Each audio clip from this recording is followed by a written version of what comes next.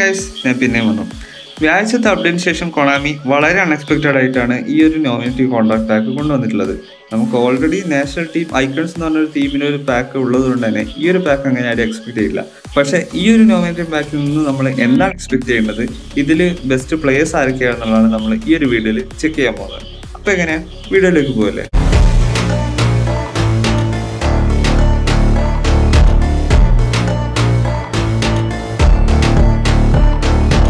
5 4 star അടക്കം 10 പ്ലെയേഴ്സാണ് totally ഈ ഒരു പാക്കിൽ വന്നിട്ടുള്ളത്. സോ ഇതിൽ മിക്കവരും നമുക്ക് അത്ര ഫെമിലിയർ ഇല്ലാത്ത പ്ലെയേഴ്സാണ്. സോ നമുക്ക് ഓരോരുത്തരെയും പ്ലേയിങ് സ്റ്റൈലും കാര്യങ്ങളൊക്കെ നോക്കാം. ആദ്യം തന്നെ ഈ ഒരു 4 സ്റ്റാറിന് നമുക്ക് മൊത്തത്തിൽ ഒന്ന് അനലൈസ് ചെയ്യാം. ആദ്യം തന്നെ ജോർദൻ അയൂ ഒരു പ്രൊളിഫിക് വിങ്ങറാണ്.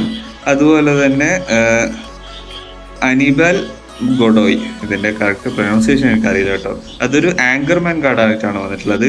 അടുത്തത് സലീം അൽ ദൗസരി. ഈ ഒരു കാർഡ് നേരത്തെ ഞാൻ കളിപ്പിച്ചിട്ടുണ്ട്, പക്ഷേ ഏതാണ് കാർഡ് എന്നുള്ളത് എനിക്ക് കറക്റ്റായിട്ട് ഓർമ്മയില്ല. ഇതും ഒരു പ്രൊലിഫിക് വിങ്ങർ കാർഡ് തന്നെയാണ്.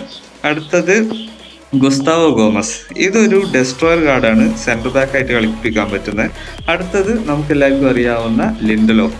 ഇതൊരു ബിൽഡപ്പ് കാർഡായിട്ടാണ് വന്നിട്ടുള്ളത്. സോ ഈ ഒരു 5 4 സ്റ്റാർ കാർഡ്സ് എടുത്ത് നോക്കുകയാണെങ്കിൽ ഇതിൽ അത്യാവശ്യം ക്വാളിറ്റിയുള്ള പ്ലേയേഴ്സ് ആയിട്ട് എനിക്ക് തോന്നിയത് ഒന്ന് ജോർദൻ അയൂ ആണ്. കാരണം അത്യാവശ്യം നല്ല രീതിക്ക് സ്മൂത്തായിട്ട് ഡ്രിബിൾ ചെയ്യാനും അതുപോലെ തന്നെ അത്യാവശ്യം ബോൾ ഇടിച്ചുകൂത്തി എടുക്കാനും അത്യാവശ്യം ഫിനിഷിങ് എബിലിറ്റിയുള്ള കാർഡ് കൂടിയാണ് ജോർദൻ അയൂവിൻ്റെ ഈ ഒരു കാർഡ്. സോ ഈ ഒരു കാർഡ് മിസ് ചെയ്യാൻ പാടില്ല. പിന്നെ അടുത്തത് ഈ അനിബൽ ഗൊഡോയ് ആണ്. ഒരു ആങ്കർമാൻ്റെ നിരക്കുള്ള അത്ര വലിയ പെർഫോമൻസ് ഒന്നും എനിക്ക് കിട്ടിയില്ല. പക്ഷേ നിങ്ങൾക്ക് ജസ്റ്റ് ഒന്ന് ട്രൈ ഔട്ട് ചെയ്ത് നോക്കാം. ഒരു ആങ്കർമാൻ വേണമെന്നുണ്ടെങ്കിൽ ഈ ഒരു കാർഡ് ട്രൈ ചെയ്ത് നോക്കാം. അത്ര മികച്ച പെർഫോമൻസ് ഒന്നും എനിക്ക് കിട്ടിയില്ല, എന്നാൽ അത്ര മോശമായിട്ടും തോന്നിയിട്ടില്ല. അടുത്തത് സലീം അൽ ദൗസരി. ഞാൻ ഓൾറെഡി പറഞ്ഞു ഈ ഒരു കാർഡ് അല്ലെങ്കിൽ ഇതിൻ്റെ പ്രിയർ സെഷൻ ഞാൻ ഒരിക്കൽ കളിപ്പിച്ചിട്ടുണ്ട്. സോ അതും ഇതുമായിട്ട് എനിക്ക് പ്രത്യേകിച്ച് വ്യത്യാസം തോന്നിയോന്ന് ചോദിച്ചു കഴിഞ്ഞാൽ ഇല്ല. പക്ഷേ അതൊരു പോസിറ്റീവായിട്ടുള്ള കാര്യമാണ്. കാരണം അത്യാവശ്യം നല്ല രീതിക്ക് ഡ്രിബിൾ ചെയ്യാനും ഫിനിഷിങ് അത്രത്തോളം ഇല്ലെങ്കിലും നല്ല രീതിക്ക് ബോൾ ക്യാരി ചെയ്തുകൊണ്ട് പോകുന്നുണ്ട് ഈ ഒരു കാർഡ്. സോ ട്രൈ ചെയ്ത് നോക്കാം. അടുത്തത് ഗുസ്താവോ ഗോമസിൻ്റെ കേസ് പറയുകയാണെങ്കിൽ സെൻട്രൽ ബാക്ക് എന്നുള്ള നിലയ്ക്ക് ഒരു ഡെസ്ട്രോയർക്ക് വേണ്ടുന്ന അത്യാവശ്യം ഫിസിക്കൽ കോണ്ടാക്റ്റും കാര്യങ്ങളൊക്കെ കൊടുത്തിട്ടുണ്ട്. പക്ഷേ സ്പീഡ് അത്രത്തോളം ഇല്ല. പിന്നാലെ ഓടിപ്പിടിച്ച് ബോൾ വിൻ ചെയ്യാനും കുറച്ച് പാടാണ്. അതുപോലെ തന്നെ ലിൻഡലോഫും ബിൽഡപ്പ് കാർഡാണ്. പക്ഷേ ഞാൻ ഈ പറഞ്ഞ പോലെ സ്പീഡിൻ്റെ ചെറിയൊരു ഇഷ്യൂ ഉണ്ട്. അതല്ലാതെ ഫിസിക്കലി ബാറ്റിൽ ചെയ്ത് നിൽക്കാനൊക്കെ പറ്റുന്ന ഏരിയയിൽ അത്ര മോശമില്ലാത്തൊരു കാർഡ് തന്നെയാണ് ലിൻഡലോഫിൻ്റെ ഈ ഒരു കാർഡ് എന്ന് പറയുന്നത്. സോ ട്രൈ നോക്കാം. ഇനി 4 സ്റ്റാറിൻ്റെ കേസ് എടുത്ത് നോക്കുകയാണെങ്കിൽ ആദ്യം തന്നെ ഈ ഒരു ക്രെച്കി, ഇതിൻ്റെ കറക്റ്റ് പ്രൊനൗൺസിയേഷൻ എന്താണെന്ന് അറിയില്ല, ചെക്ക് റിപ്പബ്ലിക്കിൻ്റെ പ്ലെയറാണ്. ഒരു എക്സ്ട്രാ ഫ്രണ്ട്മാൻ ആണ്.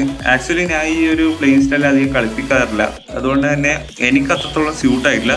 സോ ഇത് കളിപ്പിക്കുന്നവർ നിങ്ങളുടെ അഭിപ്രായം പറയാം. മാത്രമല്ല ഇതിന് അത്യാവശ്യം സ്റ്റാറ്റ്സും വേണ്ട സ്കിൽസും എല്ലാം കൊടുത്തിട്ടുണ്ട്. സോ ഒട്ടും മോശം കാർഡാവാനുള്ള വഴിയില്ല. അടുത്തത് ടീൽസ്മാൻ ആണ്.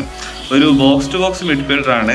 ഇത് ആക്ച്വലി അത്യാവശ്യം എന്താ പറയുക, മുമ്പ് വന്നിട്ടുള്ള കാർഡിനെക്കാട്ടി കുറച്ചുകൂടി ബെറ്റർ ആയിട്ട് in case of ball winning അതുപോലെ ബോൾ ഡിസ്ട്രിബ്യൂഷൻ്റെ കാര്യത്തിനൊക്കെ കുറച്ചുകൂടി ബെറ്റർ ആയിട്ട് എനിക്ക് ഫീൽ ചെയ്തിട്ടുണ്ട്. മുമ്പ് എപ്പോഴോ കിട്ടിയൊരു ഹൈലൈറ്റ് കാർഡ് ഇത് വെച്ച് കമ്പയർ ചെയ്യുകയാണെങ്കിൽ കുറച്ചും കൂടി ബാറ്റിൽ ചെയ്ത് ബോൾ വിന്നിങ്ങും കുറച്ചും കൂടി ബെറ്റർ ആയിട്ടുണ്ട്. അതുപോലെ ഡിസ്ട്രിബ്യൂഷനും മോശമില്ല. ഇതൊരു ബോക്സ് ടു ബോക്സ് ആണല്ലോ, അപ്പോൾ അതിൻ്റേതായിട്ടുള്ള ഒരു ഡിഫെൻസീവ് സപ്പോർട്ടും കൂടി ഈ ഒരു കാർഡിൽ നിന്ന് നിങ്ങൾക്ക് പ്രതീക്ഷിക്കാം. സോ ട്രൈ ചെയ്ത് നോക്കാം. അടുത്തത് നമ്മുടെ ആൻഡ്രൂ റോബർട്ട്സന്റെ ഈ ഒരു ഒഫൻസീവ് ഫുൾ ബാക്ക് കാർഡാണ്. ഈ ഒരു കാർഡിന്റെ കേസ് പറയുകയാണെങ്കിൽ മുമ്പ് ഒരു ഫ്രീ ഷോ ടൈം കൊടുത്തത് പലരും ഈ ഒരു കാർഡ് സെലക്ട് ചെയ്തിട്ടുണ്ട്. നമ്മുടെ മാർക്കിന്യോസിന്റെ ഒക്കെ കൂടെ വന്നിട്ടുള്ള കാർഡ് അതിപ്പോഴും പലരും കളിപ്പിക്കുന്നുണ്ട്. പോരാത്തതിന് ഈ ഇടക്ക് വന്ന നെക്വറേലി, കഡിയോ ബ്ലൂ അതുപോലുള്ള കാർഡ്സ് ഒക്കെ നിങ്ങളുടെ കയ്യിലുണ്ടെങ്കിൽ ഈ ഒരു കാർഡിലേക്ക് നോക്കേണ്ട ആവശ്യമില്ല. പക്ഷേ നിങ്ങൾക്ക് ആൻഡ്രൂ റോബർട്ട്സന്റെ കാർഡ് വേണമെന്ന് അത്ര നിർബന്ധമാണെങ്കിൽ ഈ ഒരു കാർഡിലേക്ക് നോക്കാം. ഒരു ഹൈലൈറ്റ് കാർഡ് വെച്ച് നോക്കുകയാണെങ്കിൽ അത്യാവശ്യം നല്ല സ്റ്റാറ്റ്സ് തന്നെയാണ്, അത്ര മോശമൊന്നുമല്ല. പിന്നെ ആള് ഒഫൻസീവ്ലി നല്ല സപ്പോർട്ടാണ്.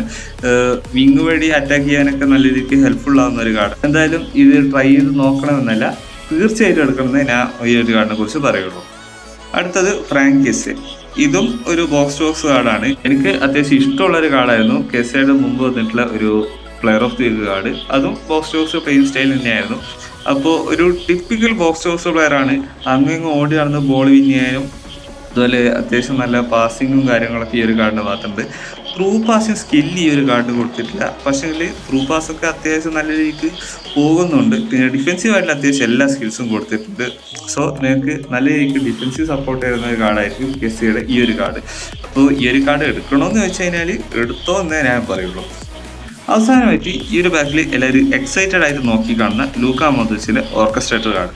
ഈ ഒരു കാർഡിന്റെ കാര്യം പറയുകയാണെങ്കിൽ കുറച്ചു നാൾ മുമ്പ് നമുക്ക് തന്നിട്ടുള്ള നറൂത്തോ ക്യാമ്പയിന്റെ കാർഡും ഇതുമായിട്ട് കമ്പയർ ചെയ്യുന്ന സമയത്ത് ഈ ഒരു കാർഡിന് കുറച്ചും കൂടി ഡ്രിബ്ലിംഗ് ആട്രിബ്യൂട്ട്സ് കുറച്ച് കൂടുതലാണ്. Ball control, dribbling, tight position, അങ്ങനെയുള്ള കാര്യങ്ങൾ.